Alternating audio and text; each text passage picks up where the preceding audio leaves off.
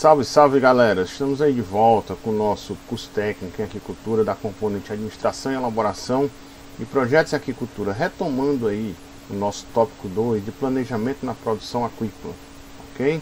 Então, aula passada nós vimos aí alguns fatores que vão influenciar o sistema de cultivo em fase. Inclusive nós vimos um exemplo, que é esse exemplozinho aqui de baixo, né? Do cultivo em fase única e do sistema de produção em 3 fases, tá? Então, para o exemplo ilustrado, pessoal, para a tilápia do Nilo, a organização da produção em 3 fases, ela vai proporcionar algumas questões quando nós pegarmos, por exemplo, uma área de 16 hectares. Vamos pegar um exemplo focando em cima de 16 hectares. O que é que acontece? Nós vamos ver que há um crescimento da produção de 38,5% quando a gente usa o sistema de cultivo em fase frente ao sistema monofásico, tá? Ou equivale a dizer que nós tivemos 27,5% de economia no uso da área disponível para atingir uma produção de 200 toneladas. Então, para um exemplo, 16 hectares, tá certo? Ou uma produção de 200 toneladas, nós temos esses resultados aqui. Então, veja só, mais uma vez pegando aqui essa literatura que nós já citamos aqui na aula passada, do nosso grande consultor Fernando Kubitsa, também do ONU, né? Eduardo ONU, são pessoas que são os titulares dessa publicação, que eu recomendo que vocês tenham e acompanhem aqui no nosso curso, tá? Então ele pega esse quadro exemplificativo para trabalhar aquela imagem lá entre cultivo único, fase única e trifásico, né?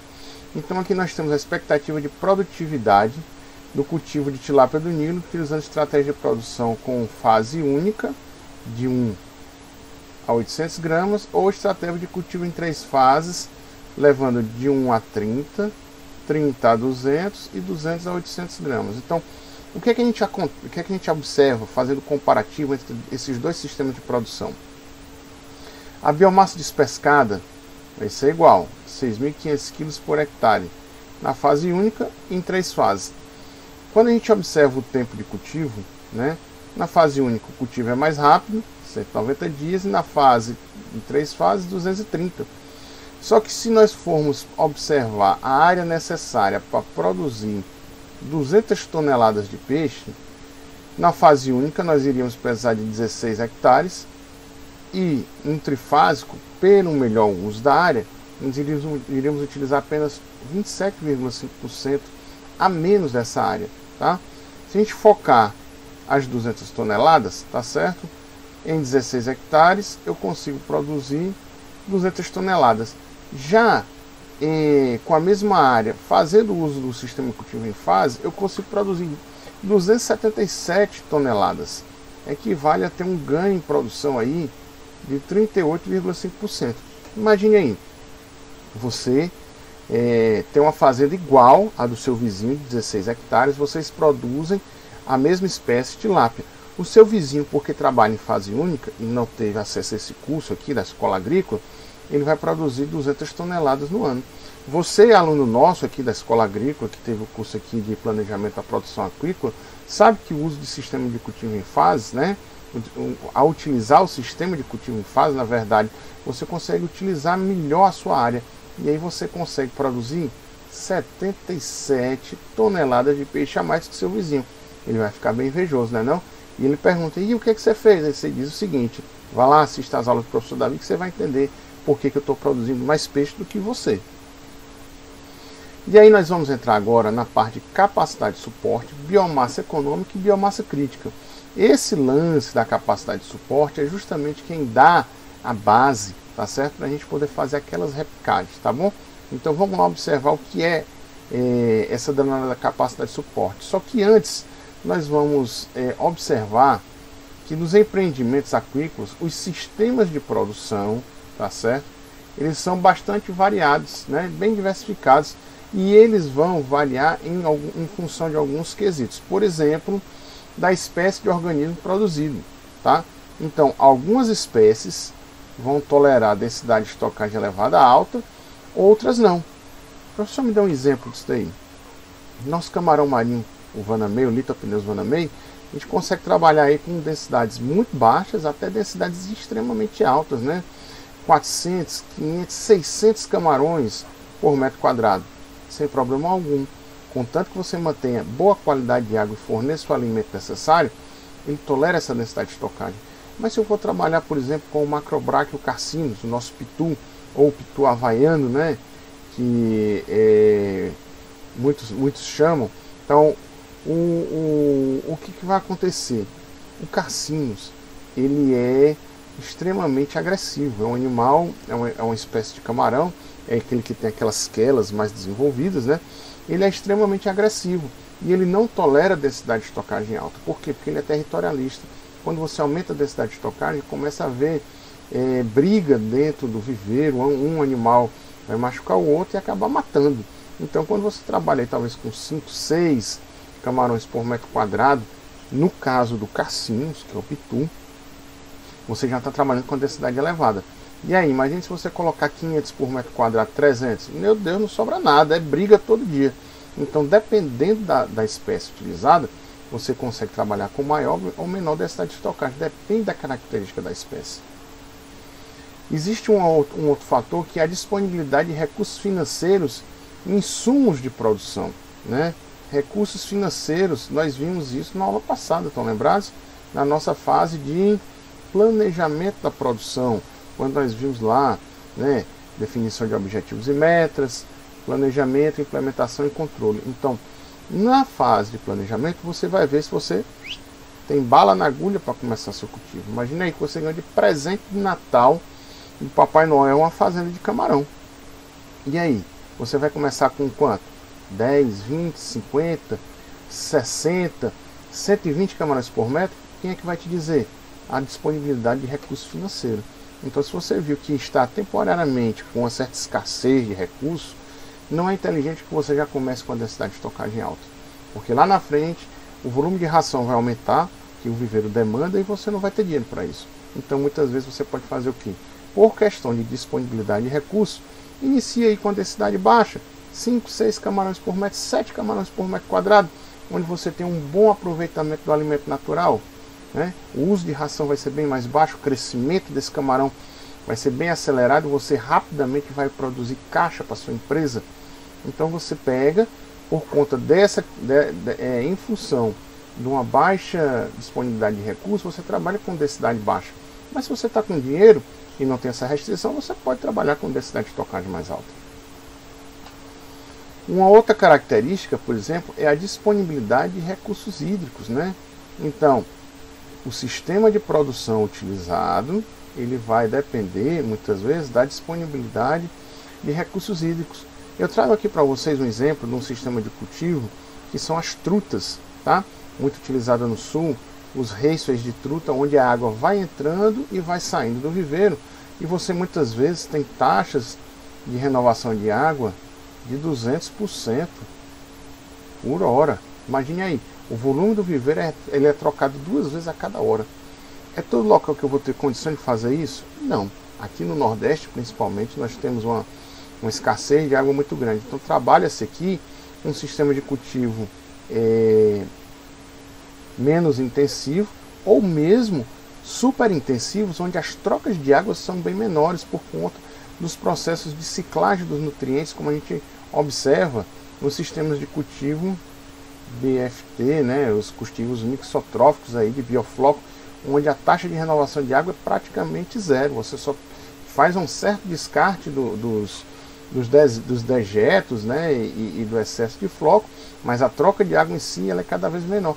É interessante que quando a gente observa os livros, a literatura, ela vai citando que quanto mais intensivo o seu sistema de cultivo, menor a troca de água. A princípio, a gente não consegue entender isso. Na minha cabeça era assim: aumenta a densidade, eu vou ter que aumentar minha troca de água.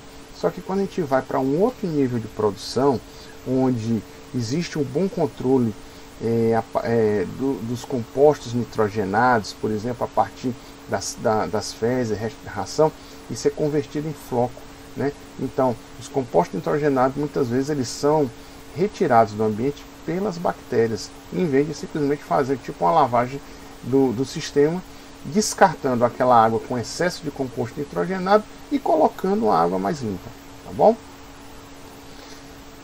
Os empreendimentos também, os sistemas de produção, eles vão variar em função, por exemplo, da disponibilidade de área, né? Então imagine aí que você tem uma área muito restrita para a produção, você não vai conseguir, por exemplo, fazer sistemas extensivos, baixa densidade de estocagem em áreas muito grandes. Você vai tentar intensificar seu sistema por conta da sua ausência de área, né?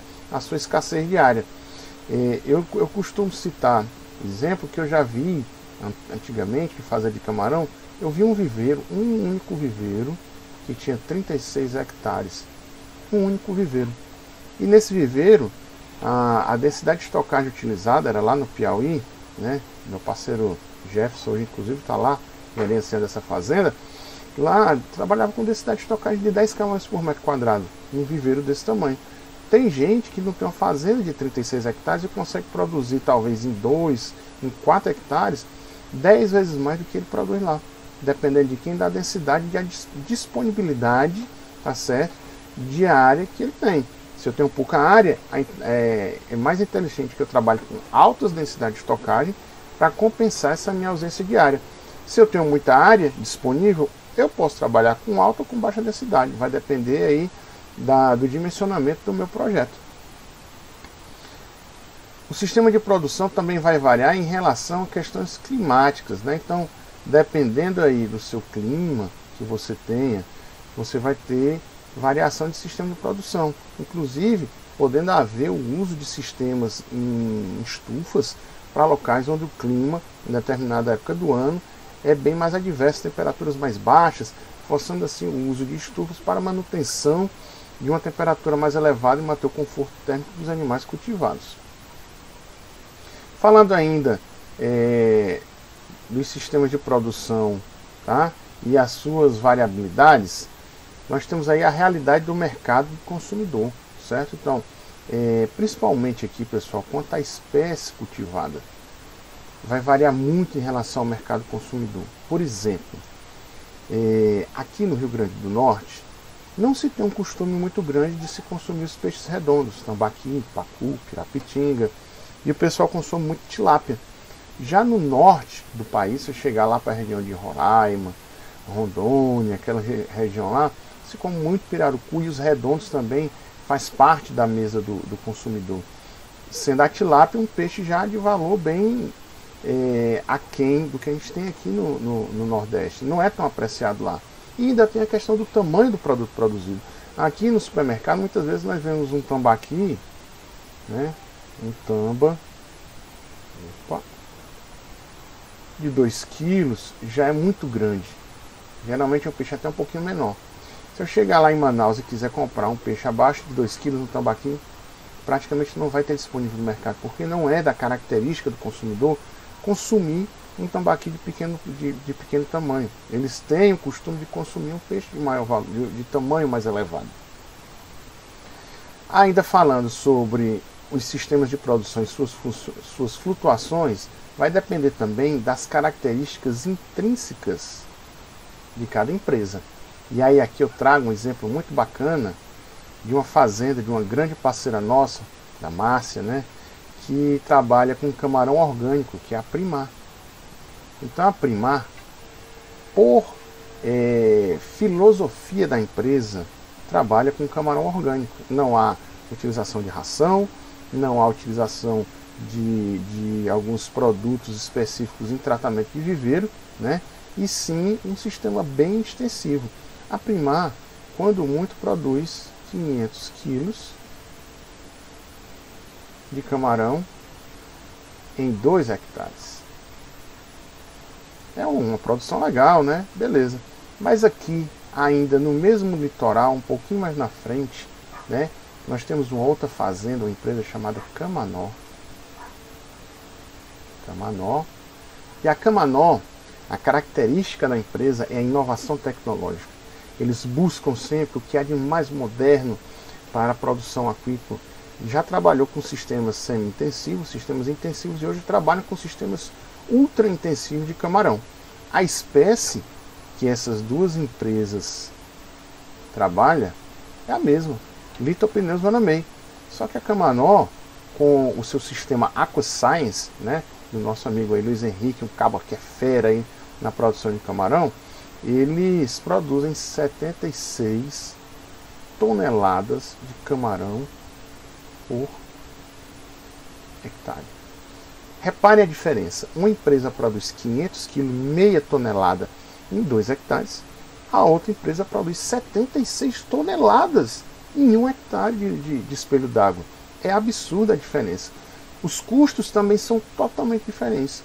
A espécie é a mesma, só isso que é a mesma, e aqui o nosso estado, que é o Rio Grande do Norte, o restante é tudo diferente.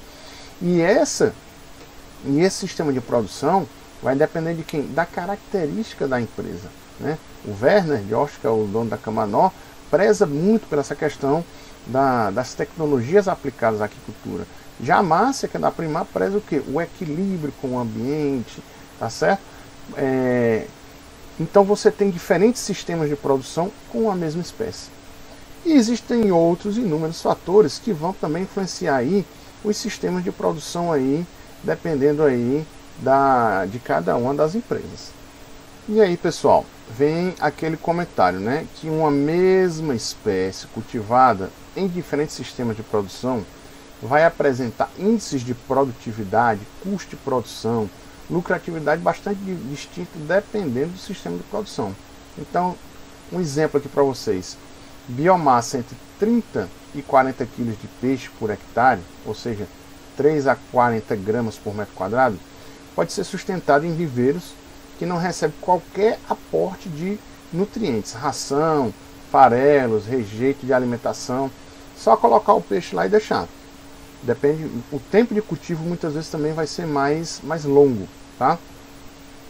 Nos viveiros quais os peixes são alimentados com ração, podem sustentar de 4 a 40 mil quilos de peixe por hectare, considerando exatamente a mesma espécie, ou seja, nós vamos sair de 3 a 4 gramas por metro quadrado para uma densidade de 40 gramas a 4 quilos por metro quadrado, em função da qualidade da ração utilizada, o uso ou não de aeração e da intensidade da sua troca de água. Então, com a mesma espécie, nós conseguimos sair de 3 gramas por metro quadrado, chegando a 4 quilos por metro quadrado. É uma variação tremenda de produtividade com a mesma espécie. Então, pessoal, a gente pode chegar a ver, muitas vezes, um extremo, tá? Que é o que? Utilização de 200 quilos por metro cúbico. Rapaz, é muito peixe, né? Não? 200 kg por metro cúbico. Isso daqui equivale a dizer aproximadamente 2.000 toneladas de peixe por hectare. Tá certo? É impossível isso aí? É sonho? Não, de forma alguma. Se consegue. E eu trago um exemplo para vocês nessa imagem aqui, de uma empresa chamada AAT, que eles produzem nesses tanquezinhos aqui de alvenaria, chamados de Raceway, né? Nesses Raceway eles têm taxa de renovação de água de 200% por hora, entrando e saindo água. Aqui nós temos alguns alimentadores automáticos, ó, penduradinho aqui, e o peixe é comendo todo o tempo, e a água entrando e saindo, tá? Já aqui nesse outro exemplo nós temos os tanque-rede, e nós fizemos algumas contas com tanque-rede na aula passada. Nós vimos que um tanque-rede chega a produzir 480 quilos.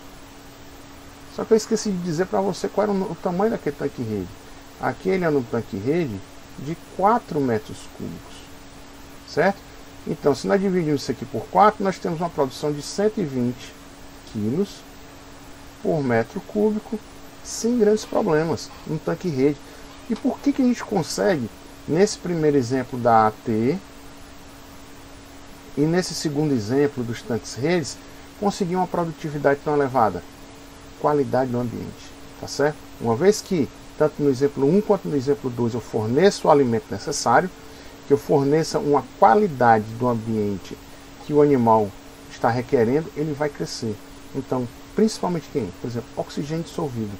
Essa é a empresa 1, a AT, ela funciona logo abaixo de uma usina hidrelétrica. Então a água passa pela usina hidrelétrica, move ali as turbinas, e antes de voltar para o rio, passa por dentro dessa fazenda de peixe.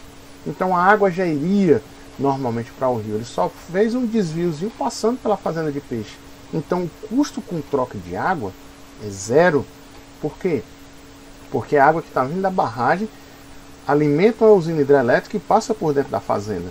Então ele consegue ter uma elevada troca de água a um baixíssimo custo, fazendo com que eles tenham uma elevada produtividade. Agora tem um detalhe, pessoal: se essa água parar de ser trocada por uma questão mínima de tempo, morre tudo. Por quê? Porque a densidade de estocagem dentro desse tanquezinho aqui, ó, é tão grande que talvez 30 minutos sem troca de água já é suficiente para zerar o oxigênio da água e os peixes todos morrerem, tá certo? E houve um incidente dessa ordem. Por conta de um problema nas tubulações da hidrelétrica, foi necessário interromper o fornecimento de água durante um tempo. E aí, os peixes que estavam lá no viveiro, boa parte deles, dos viveiros, né, nesses viveiros todos aqui, morreram, salvo engano, na época, acho que foi um prejuízo aí de 80 toneladas de peixe por conta da interrupção do fornecimento de água. Ok? Então fica a dica, pessoal. A gente consegue trabalhar com elevadas densidades de estocagem, uma vez que a gente consiga fornecer um ambiente adequado de cultivo para os nossos animais cultivados. Dessa forma, pessoal, é possível aumentar a produtividade em muitos empreendimentos já existentes através da adoção das estratégias de produção em fases, que nós já vimos lá, aquele slide bonitinho, cheio de número, né? Fase tripla e fase única, tá? E a implantação de um melhor monitoramento e controle de alguns fatores que vão limitar o desenvolvimento dos organismos aquáticos. E quais são esses fatores? Vou citar alguns exemplos aqui: temperatura da água, qualidade dos alimentos disponíveis, suprimento de oxigênio e remoção dos metabólitos tóxicos gerados aí durante a produção. Vamos falar rapidinho desses quatro elementos aí que vão influenciar no crescimento dos animais. Primeiro de todos, temperatura da água, tá certo? É um parâmetro que pode ser controlado em sistemas de recirculação de água, né, que a gente chama de sistemas fechados, com o uso de estufas ou aquecimento, né, a gás ou elétrico. E onde é que a gente vê essa utilização? Por exemplo, os laboratórios de larvicultura de camarão, muitos deles utilizam o sistema de estufa. As fases iniciais do cultivo do camarão já se utiliza estufa e é algo extremamente, já é uma realidade da carcinicultura, né? Mas eles têm um custo, tá? Bem mais elevado. Então, devido ao elevado custo, e essa palavrinha custo a gente sempre tem que ter em mente, esse procedimento deve ser realizado sendo sempre necessária a realização de quem? Daquilo que nós comentamos quando falávamos do berçário, no estudo de viabilidade econômica. Vale a pena implantar? Talvez, né? Você que vai dizer com as suas contas, tá? Essa estratégia, pessoal, da estufa, ela é utilizada mais na produção de peixe ornamental, em locais mais frios, tá? Onde se gera pequena biomassa e aqueles pequenos indivíduos têm um elevado valor comercial, tá certo? Mas, como eu já citei antes, para a produção hoje de camarão, isso já é uma realidade, o uso de sistema estufas, né? Não somente na fase intermediária de cultivo, nos restos, mas às vezes até em sistemas super intensivos, tá? Onde muitas vezes em 1 hectare de viveiro de estufa, você pega, por exemplo, 4 viveiros, que juntando os 4 dá um módulozinho de 1 hectare, você consegue produzir mais do que uma fazenda de 20 hectares em sistema semi-intensivo. Então, assim, quem é que vai dizer se você vai conseguir utilizar a estufa ou não? O seu projeto financeiro, onde você vai calcular o custo dessa estufa e vai calcular pelo preço de venda do produto produzido, quanto tempo vai demorar para você recuperar aí seu capital. Um outro fator que limita o crescimento dos organismos é a qualidade dos alimentos disponíveis, tá? E aí a gente tem aquela máxima que diz que a intensificação da produção ela é antagônica ao alimento natural. Então, por exemplo, quando você tem camarão a baixa densidade de estocagem, ele se utiliza muito do alimento natural. Você faz a fertilização do viveiro, você consegue desenvolver fitobentos, você consegue promover o crescimento aí do zooplâncton, e o animal consome esse alimento natural e consome a ração também. Mas quando você está trabalhando com uma densidade extremamente elevada, você não tem como fazer a utilização do alimento natural. É como se você tivesse muito pouco alimento natural para uma população imensa que está sendo cultivada. E aí você vai precisar, na verdade, nesse sistema de cultivo, você tem uma grande dependência de quem? Desse insumo aqui, da ração. E ela geralmente tem que ser completa nutricionalmente para fornecer um bom crescimento aos animais cultivados, tá? Nós já falamos sobre isso. Viveiros de alta taxa de renovação de água e raíços vão ter uma maior demanda de ração. Aquele exemplo daquela fazenda lá de cultivo de tilápia da AT, que os tanques são todos de alvenaria, ali praticamente nada de um alimento natural é utilizado, porque a troca de água é muito alta, 200% por hora. Não tem nada de alimento natural, muito pouco. Inclusive, o sistema de cultivo a gente pode até dizer que é sistema de águas claras, porque não dá tempo nem inclusive do fitoplâncton desenvolver ali dentro. É água entrando e água saindo. E o alimento que o animal vai consumir qual é? 100% ração comercial fornecida aí pelo produtor. Um outro fator que limita o crescimento dos organismos é, por exemplo, suprimento de oxigênio. Suprimento de oxigênio ele vai ser dimensionado, né, dependendo da sua biomassa cultivada. Baixas biomassas, não há necessidade de, por exemplo, uma aeração complementar por aeradores. Mas quando você trabalha com densidade de estocagem mais alta, é indispensável o uso do seu aerador. E às vezes pode ocorrer problemas, inclusive, de falta de oxigênio, mesmo com o seu sistema de aeração. Imagine aí que você está produzindo 50 camarões por metro, colocou seus aeradores na água e por um infortúnio você teve um problema com energia. E detalhe, pessoal, geralmente esses problemas de energia só ocorrem de noite e no final de semana para agravar ainda mais a situação do pobre do produtor.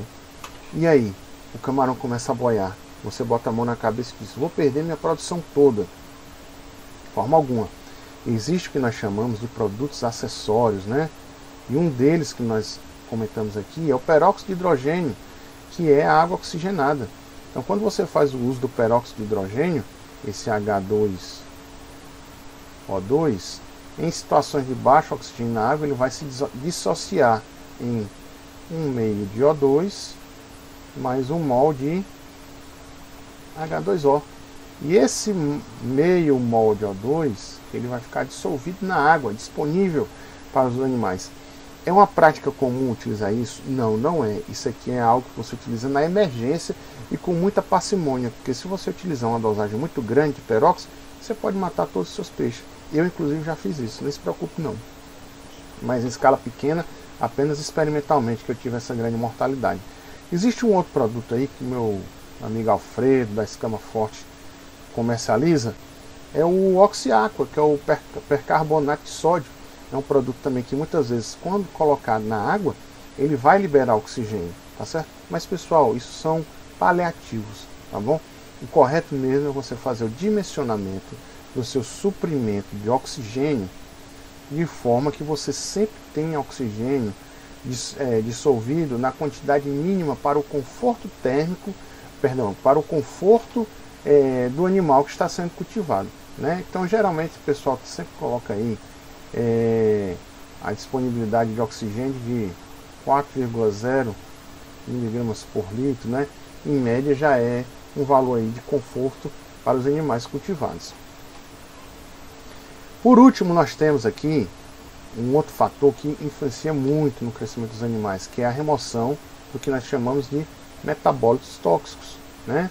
Então o animal, quando ele consome a ração, tem grande quantidade de proteína, né? Proteína, aminoácidos. E esses aminoácidos aí, depois da questão da digestão dos animais, vai ser produzida aí amônia na excreção. E essa amônia, né, que pode ser amônia tóxica ou não tóxica, né? Vamos falar aqui da parte mais perversa da amônia, que é o NH3-, ela é tóxica ao camarão, inclusive podendo causar mortalidade. Quando não causa mortalidade, causa diminuição do crescimento. Se você faz a retirada dessa moça aqui da água, o animal ele vai poder explorar o seu potencial de crescimento. Então, como é que você pode fazer isso? Aumento na troca de água dos seus viveiros é uma estratégia, tá? Em sistemas fechados existe o uso dos biofiltros, né? Compostos para retirada dos compostos nitrogenados, de utilização de aeração mais forte para a retirada do CO2, e o CO2 também é um metabólico tóxico, que muitas vezes ele se apresenta em quantidade grande e ele tem que ser retirado da água. Então o aerador, além de incorporar o oxigênio, muitas vezes ele ajuda também, fazendo com que saia o excesso de CO2 que você tem aí na água, tá certo? Nós temos também uma outra opção para a retirada dos metabólitos tóxicos, principalmente os nitrogenados, que são os flocos bacterianos, né? BFT, Biofloc Technology, sistemas mixotróficos, onde as bactérias vão converter a amônia a biomassa bacteriana, que inclusive é utilizada na alimentação dos animais cultivados, tá certo? E por último, pessoal, nós temos a opção do uso de viveiros em liner, né? Igual essa imagem que a gente tem aqui de fundo, onde facilmente você consegue direcionar para o centro do viveiro com uma utilização de direcionamento dos aeradores, da corrente gerada por eles para o centro do viveiro, onde ali você consegue concentrar, como se fosse uma xícara de café, né? Toda aquela borra, resto de ração, fezes, muda, fitoplâncton morto, todo para uma região central, e você faz uma descarga, você tira através de um dreno central toda aquela borra que iria se transformar em metabólico tóxico, você retira logo da água, e aí você melhora a condição ambiental. Isso muito facilmente é feito quando você tem essas estruturas de liner para conseguir limpar mais rapidamente o fundo do seu viveiro, inclusive no final do cultivo. Você não precisa fazer tratamento do solo quando você trabalha com viveiro de liner. Por quê? Porque ao despescar o viveiro, tudo é drenado e o viveiro está como se fosse virgem, novinho, para você começar seu novo cultivo, ok? Então esses são os principais fatores que limitam o crescimento dos nossos organismos cultivados. Se a gente consegue driblar, nós vamos fazer o quê? Aumentar aí o crescimento dos nossos organismos. O aumento, pessoal, aumentando a produtividade com base nos quesitos supracitados, aqueles 4 lá, nós temos que observar o quê? Primeiro, o controle desses fatores permite aumentar as densidades de estocagem sem grandes prejuízos à taxa de crescimento. Por quê? Porque a gente vai manter a qualidade do ambiente adequada, tá certo? E vai resultar numa maior produtividade por unidade de área ou volume. Show de bola, parece que é tudo bonito, né? Só que é o seguinte, controlar esses parâmetros, salvo a temperatura, em sistema de alto fluxo de água, não vai ser muito fácil, tá certo? A temperatura nós vamos controlar como? Em sistema de estufa, tá certo? E em tanques e viveiros, esse controle é bem mais complexo do que muitos imaginam, tá? Comparado a viveiros aí de baixa renovação de água. Então assim, a gente mostrou para vocês uma série de fatores, na verdade 4, que interferem no crescimento dos animais. Então vocês vão ter que analisar cada um daqueles fatores, como manipular esses fatores a favor de vocês, para que o animal que você está cultivando cresça o mais rápido possível, tá bom? Nós vamos fazer uma pausa agora e na próxima aula nós vamos iniciar a discussão sobre capacidade de suporte. Nós vamos entender o que é essa danada da capacidade de suporte e vamos ver os outros conceitos também, se houver tempo, de biomassa econômica e biomassa crítica, ok? Como de costume, deixo para vocês aí meu abraço e peço que vocês aguardem que já já nós teremos mais aula, tá bom? Um abraço e até mais!